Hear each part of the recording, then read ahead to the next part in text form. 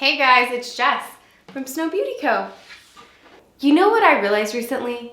Posting on social media is kind of like standing on stage, but behind the curtain. You share your heart with this online community, and then you sit back and you wonder if what you said was relevant or interesting. You can't see anyone's faces. This is the end of the first week of launching my company, Snow Beauty Co., and actually trying to build an online community. And you know what? This girl has established an unhealthy habit lately of posting something online and then obsessively checking it for the next hour. So even though what I'm hoping that I'm posting is going to make your life better, make you encouraged, I'm also looking for that validation of, hey, this mattered, it was relevant. I'm wondering if anyone even noticed. And you know what? I'm guessing that I'm not the only one. I have news for you. You can do this. I know you can, and I can too. If your social media strategy isn't working, keep trying. Don't give up. Celebrate the journey. We may not see it immediately, but the little by little steps add up and they will have an impact.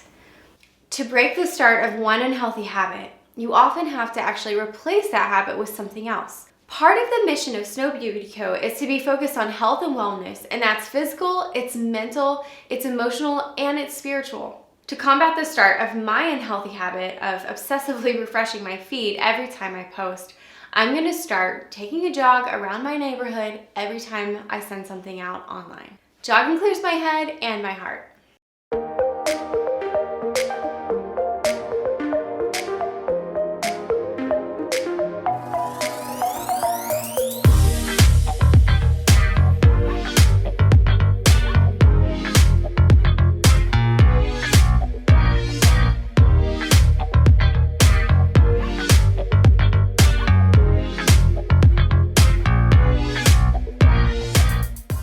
I don't know what unhealthy social media habit it is that you've established, but my encouragement is for you to find your own way to fight it because it's not good for you.